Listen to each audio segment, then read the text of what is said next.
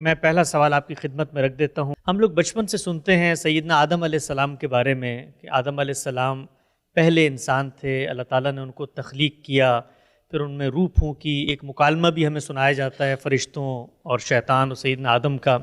پھر قرآن مجید کو پڑھتے ہیں، لوگوں سے سنتے ہیں تو مختلف باتیں سامنے آتی ہیں کہ زمین کے پیٹ سے ان کو پیدا کیا گیا۔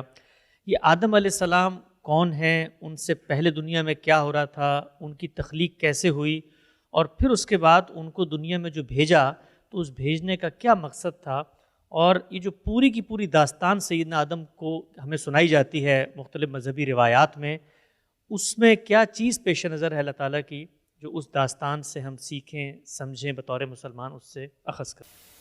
پہلا سوال مجھ سے اس نوعیت کا کیا گیا ہے کہ وہ ایک لیکچر کا موضوع بن جائے گا، لیکن یہ ملاقات کی نشست ہے تو میں بہت مختصر طریقے پر چند حقائق سے آپ کو متعارف کرا دیتا ہوں۔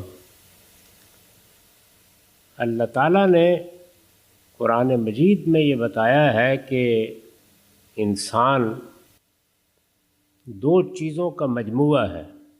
ایک اس کا حیوانی وجود ہے، یہ بالکل اسی طرح ہے جس طرح دوسرے حیوانات کا وجود ہے۔ یہ حیوانی وجود ایک قالب ہے، اس کو آپ سادہ لفظوں میں جسم کہہ سکتے ہیں، لیکن یہ زندہ ہستی اسی زمین سے پیدا کی گئی۔ اور قرآن نے یہ بات بھی واضح کر دی ہے کہ سمندروں کے کنارے جو دلدل سی بن جاتی ہے وہاں سے ابتدا ہوئی، اور پھر کئی صدیوں کے مراحل سے گزرنے کے بعد وہ حیوانی وجود پایہ تکمیل کو پہنچا۔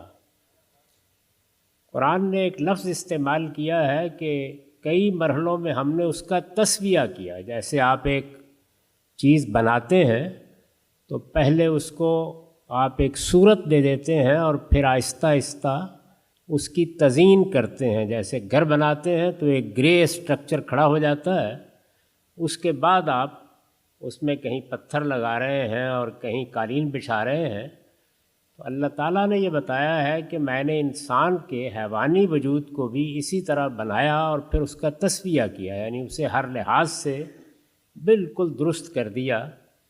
جب وہ اس مرحلے تک پہنچ گیا تو پھر سورہ سجدہ میں یہ فرمایا ہے کہ آسمان سے اس کی شخصیت اس کے اندر الہام کی۔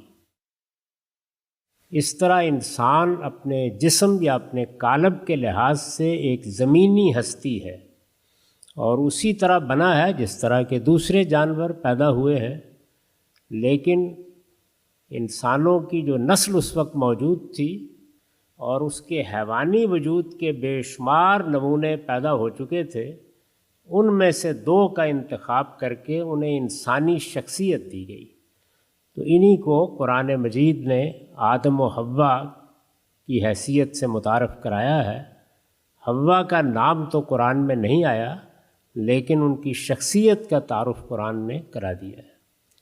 تو یہ آدم و حوا ہیں جن کو پہلی مرتبہ انسانی شخصیت دی گئی، اور اللہ تعالیٰ نے ان کو پیغمبری کے منصب پر فائز کیا۔ آدم علیہ السلام کو نہ صرف یہ کہ انسانی شرف حاصل ہوا، بلکہ اللہ تعالیٰ نے اپنی وحی ان پر نازل کی اور انہیں پیغمبر بنایا۔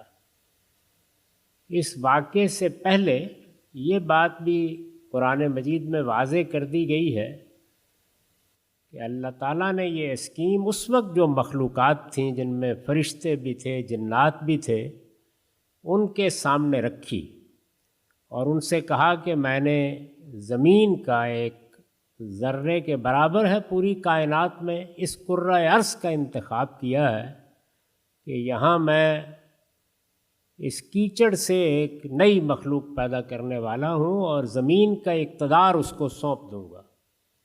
اس پر فرشتوں نے سوال کیا کہ جب آپ اختیار بھی دیں گے، اقتدار بھی دے دیں گے، زمین کی بادشاہی بھی اس کے سپرد کر دیں گے تو وہ بڑا فساد برپا کرے گا۔ تو اس کے جواب میں اللہ تعالیٰ نے یہ بات واضح کی کہ میری اسکیم یہ ہے کہ میں ایک اٹرنل دنیا بنانا چاہتا ہوں، ابدی دنیا۔ اس دنیا کے لیے مجھے لوگوں کا انتخاب کرنا ہے کہ اس انتخاب کے لیے میں پہلے ان کا امتحان کروں گا، اور اس وقت یہ زمین کے اوپر امتحان کے لیے بھیجے جائیں گے، یہ پیدا ہوں گے، یہ یہاں سے رخصت ہوں گے، پھر میں ان کو اٹھاؤں گا اور اٹھا کر ان کا حساب لوں گا، اور پھر جو اس حساب میں کامیاب ہوگا اس کو اپنی جنت میں آباد کروں گا جہاں موت کا خاتمہ ہو جائے گا، اور یہ ہمیشہ ہمیشہ کے لیے اس میں رہیں گے۔ تو اس مقصد کے لیے انسان کو بنایا گیا کہ وہ خدا کی ابدی دنیا میں آباد ہو، وہ ایٹرنل لائف اس کو دی جائے، اور اس دنیا میں وہ اس لیے بھیجا گیا کہ وہ پاکیزگی کا امتحان دے۔ یہ سارا امتحان کیا ہے؟ پیوریفیکیشن کا۔ انسان کے اندر خیر بھی ہے، شر بھی ہے، اس کے اندر نیکی اور بدی کا شعور ہے، اس میں اس کو زیادہ سے زیادہ پاکیزہ ہو کر دنیا سے رخصت ہونا ہے۔ تو جو اس پاکیزگی میں جتنا بڑا مقام پائے گا، جتنی زیادہ ترقی کرے گا، اس کے لحاظ سے جنت میں اس کے لیے مراتب ہیں۔ اس اسکیم کو سامنے رکھ کر انسان کو اس دنیا میں بھیجا گیا ہے۔ تو یہ میں نے مختصر طریقے پر وہ داستان آپ کے سامنے رکھ دی ہے، چونکہ یہ ملاقات اور سوالوں کی نشست ہے، اس وجہ سے زیادہ تفصیل نہیں کی جا سکتی۔